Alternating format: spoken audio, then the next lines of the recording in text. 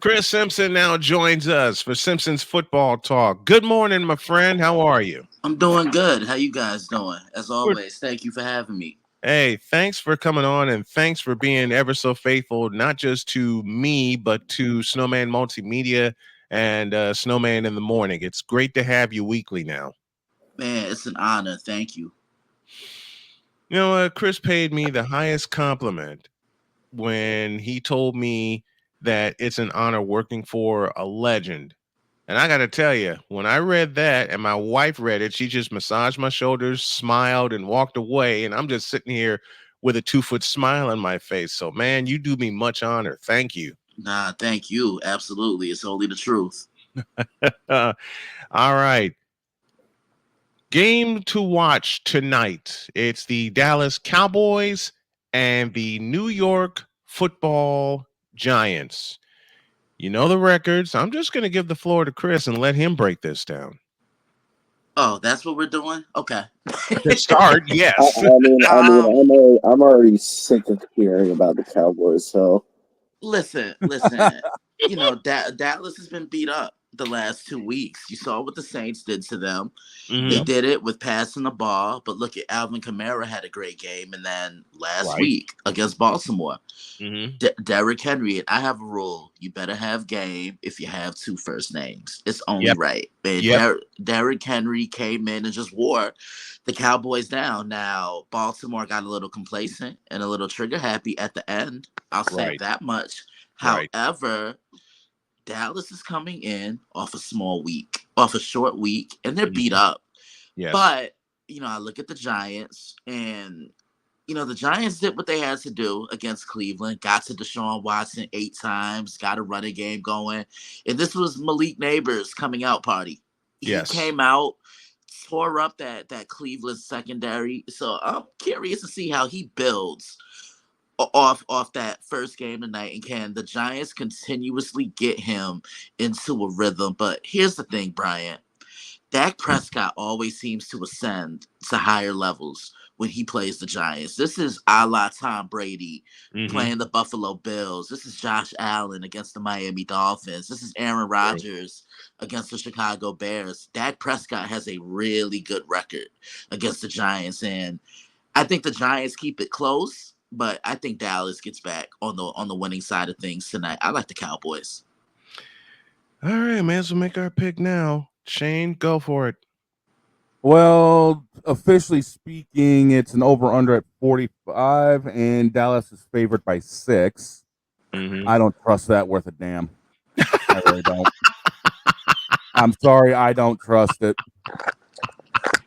I truly do I not don't trust either. Dallas. I just I don't truly do either. not trust Dallas at 6 up. No. You know what? I'm taking the Giants in this one. It's home field. Dallas is on a short week. They're hurting. I got a feeling Yeah. it will be close, but it's going to go in favor of the G-men. Yeah. I have the Giants too. No, it's like you said, coming off of the Cowboys are beat up. They're coming off of a very short week, and I just can't. I just can't see 40-0 like I did last year. And Chris Dietz, who will join us during hour two, says, "Game to watch. Are you serious?" No, I'm not serious. You should know, Dietz. You should know me by now. He says I'm a Cowboys fan, and I don't even want to watch. That's how bad it. How bad is it in Dallas right now? I mean, here's the thing with the Cowboys. They win one game, and then everything just seems to go down the garbage disposal when they lose. I They mean, how win much one game, they're on top of the world, and next thing you know, we're going to the Super Bowl. You guys are Right, 1-15. No, you're right. bro? not. A perfect example of this was last year. Hmm. They got into a rhythm toward the end of the year. They beat up on Philly on a Sunday night in Yes, Arlington, and then a week later against Buffalo. Buffalo ran the football down their throat until sure did. they tried to stop it and they couldn't. Yeah, that's the thing about the Cowboys. With me in Dallas, it just seems like they're okay with just being relevant instead of winning. Right. Okay, look, we won 10 games. Cool, we got to the playoffs. Hmm. There's our gold medal right there. Nah, it doesn't work that way. What happened to ascending now? You haven't won a Super Bowl. The last time the Cowboys won a Super Bowl, I think VHS was still relevant. Yes, very much so, because we taped it in VHS. Yeah, my you said it, my not parents me. my parents were on vacation, Yeah. and we had the house to ourselves.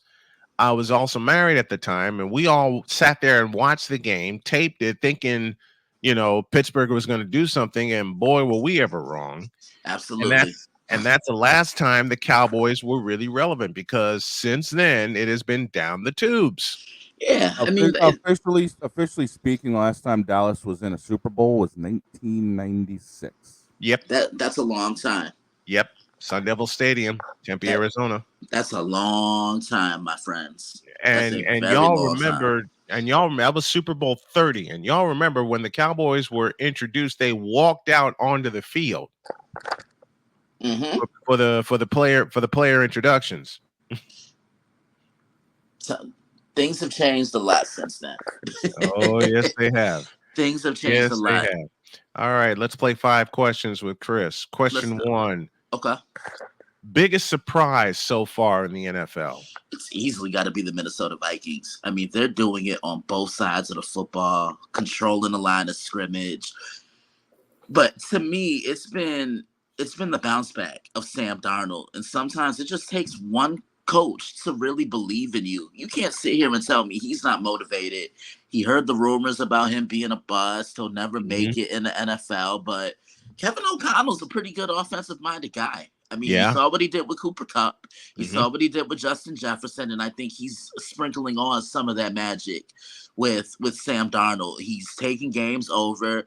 But to me, the two MVPs of Minnesota have been Sam Darnold and Brian Flores, because Brian Flores has taken that defense, and look at what they did against CJ Stroud in Houston the other day. Sometimes they would rush 3, keep a spy in the middle, drop everybody back, rush 4, but they're doing it without blitzing. They're all swarming to the ball. They're playing collectively as a unit. So it's definitely Minnesota. All right, biggest disappointment so far? Ah, man. I mean, I'd be lying to you if I didn't say it was the Cincinnati Bengals. This was a team that was just in a Super Bowl a couple of years ago, but they have distractions upon distractions. You can't sit here and tell me that this Jamar Chase thing is a lot more of a distraction than they wanted it to be. Absolutely right. They missed Joe Mixon because he brought balance, a quiet balance to the offense, and defensively they're not as consistent as I thought they were. They were able to get to AFC championships. They were able to get to that Super Bowl because they did it with defense. They were rushing 3 and playing man coverage on the outside. And you know how difficult that is. And I'll also say this, Joe Burrow, to me, is the quarterback that many people label Lamar Jackson as. Lamar's a little bit more dependable, and he's a little bit more available than Joe has been. True. Very true. I mean, this, especially the Monday night game. Look at the Monday night game against Washington, and it just seemed like Cincinnati just couldn't keep up with them. Okay, I'll say this. I agree with you to a certain extent. However, I don't think you can put that blame on Joe Burrow, because the last time I checked, Joe doesn't play defense. True. Mm-hmm. Very, very true. Can't put the blame on Joe on that, because the defense just kept giving up points. Exactly. They just kept giving up points. Lots of them, 38 of them to be exact. To that defense is going to get really taxed this year. Couldn't agree with you anymore. That team's going to get really taxed this year. Yep. 1 and 2 team that has a chance to bounce back and right the ship. I'll say Baltimore. And the reason why I say them, they have the reigning MVP. You have a former offensive player of the year in the backfield. And defensively, they're going to get back to it. Whenever you think of Baltimore Ravens football, they run the ball, they want to wear you down, and they play a physical brand of football. I think they were able to get back to that. I think John Harbaugh is one of the best coaches in the league. They're always going to have an elite defense. They're going to get back to wearing teams down, and they have a test on Sunday night. Buffalo is coming to town. Yep. I'll answer that question, and I'm going to be a way big bit of a homer, but I think though a 1 and 2 team that has a chance to right the ship and get I back to know, where they are I know where you're going. is going to be San Francisco I can see that. I can see because that. they're just it's injuries, and during the Kyle Shanahan era, every time San Francisco's been littered with injuries, they've had a horrible season. But um, with these injuries, Debo Samuel's going to be back. George Kittle, I believe, will be back this week. I had to check the injury report. But they really miss Christian McCaffrey. Yeah, because he puts a defense on their toes. You don't know if you have to account for him as a runner or a receiver. He is the closest thing I've seen to LaDainian Tomlinson because Right. he can impact the game in so many ways. He can bounce outside. He could run in between the tackles. You can line him up against a linebacker. I don't think there's any secondary guy that can cover Christian McCaffrey just because of how fluid he is in the open field. Can Jordan Mason be that piece if they get him in the passing offense? He could, but to me, he's more of a between the numbers type of Right. guy, between the tackles, where he wants to run the football. And I've always been a firm believer in saying, cater to a guy's skill set. Look, that's True. why do you think New England was so successful under Belichick and Brady so much? Because they would get guys that said, hey, look, we're going to coach you to within your means. So if you're not a Right. guy that can take the top off the zone or take the top off coverage, we're going to work you underneath and you're going to find the best possible mismatch. We're going to coach you to your strengths. And I think that's what the 49ers need to do with Jordan. Yeah, they're having him run the ball a lot, and I love seeing that. He gets at least 20 carries a game, or he's gotten at least 20 carries a game, and they're catering, like you said, to his strength. So they're running the daylights out of him, and I Yeah, think Mason is enjoying it. I do too. Because look, you remember I called that first game of the year for the Yep. Jets and 49ers. I Yep. called that game, and just seeing how they were able to wear down the Jets with Jordan. Number one, I think the Jets were expecting Christian McCaffrey to play. So Right. Jordan and the 49ers kind of had the edge on them. Like, oh, okay, we can run it. They don't know what to do with it. They're going to have to adjust Mm-hmm. during the game. We all know in-game adjustments and having to adjust on the fly can be challenging for a Yes. couple of teams. Yep. Very true. Very, very true. All right. Game of the week. Man, for me, there's two of them that are catching my eye. There's one in college. I'd be crazy if I didn't mention Georgia and Alabama. Yes. Look, Yes. listen, Brian. We talk all the time off the microphone, and Yep. I remember when the schedules came out, we spoke about this. I'm like, week 5. Yeah, we did. Tuscaloosa. We did. Tuscaloosa. That was the first game you and I talked about when Yep. the schedules came out off the air. See, Chris and I have been close for many years now, and Chris would always come to me and would say, "Snowman, this is the game of the week." Or he'd come to me next week. This is the game of the week. Now that I have him on each week, he can tell me what the game of the week is. Yeah, but Georgia, with Georgia, Ooh, listen, Georgia and Bama. With Georgia and Bama, to me, the bye week couldn't have come at a better time for Georgia because they did not look good against Kentucky. They did not look good, and I like what I'm seeing from Alabama due to the simple fact. Kalen DeBoer's come in and he's letting Jalen Milroe spread his wings. He's saying, look, do what you do, and I'll sprinkle in my suggestions here and there. I'm not going to change your game completely because how you're playing is winning us football games. But this is going to be a test. This is a chance for Kalen DeBoer to get that signature win. I can't wait to get my hands on that, the dailyblitz.blog. That's the website. I thought I'd just plug it right then and there. So be on the lookout for that preview. And then the other one, I'm looking at the Bills and the Ravens. Josh Allen, Lamar Jackson, and Bryant. I am loving what I'm seeing from the Buffalo Bills because they're playing with balance. And again, you and I talk all the time. And what have I told you about Buffalo? Run the football. Run the football. Stop playing hero ball with Josh Allen because it'll get you in trouble. Baltimore, I want to see how they come out after finally winning their first game. To me, this game comes down to which quarterback can play hero ball the Yes. least. And, Yes. Derrick Henry, I can see having another big game in this one on Sunday night. And this Buffalo defense, I want to see what they do against Derrick Henry. And Josh Allen's taking great care of the ball And so far. You just said the number one thing that Josh Allen has improved, finally, taking care of the football. Absolutely. Absolutely. And I'll tell you a low-key matchup that I'm liking, a surprise game, 3-0 Pittsburgh at 1-2 Indianapolis. I'll have the call for that game on Sunday afternoon, and I might ask you to join me for the pregame show, but let me know. There's a surprise. I think there's a surprise waiting for Pittsburgh and Indianapolis. Okay, how so? Let me hear it.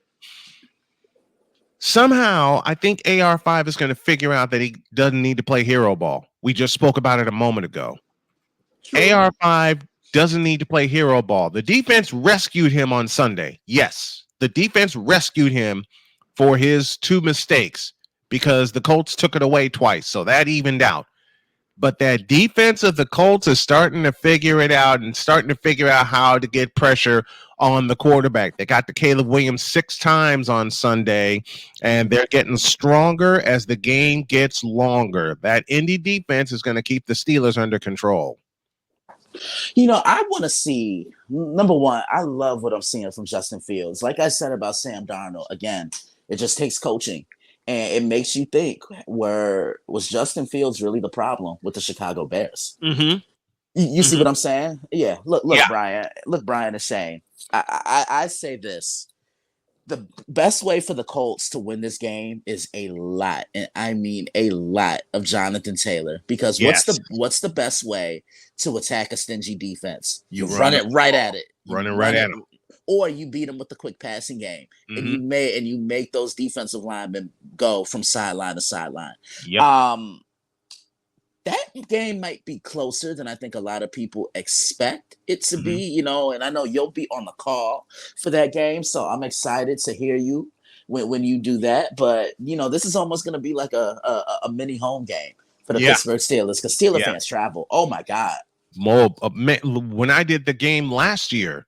With the Colts and the Steelers fans traveled well, but the Colts fans showed out. I believe it. The Colts fans showed out, and I'm looking to get Matt Taylor, the voice of the Colts, on the show for a preview of that game. That's Chris Simpson joining us for Simpson's Football Chatter. You can hear and see him. You can hear him each and every week. Every Thursday here on Snowman in the Morning, giving us his best takes, his best games, and his best previews. My brother, I love you very much. Thanks for coming on. I appreciate it. Thanks, guys. We'll do it again next week. Have a great rest of the show. We will do it again next week. Thank you, sir. My man.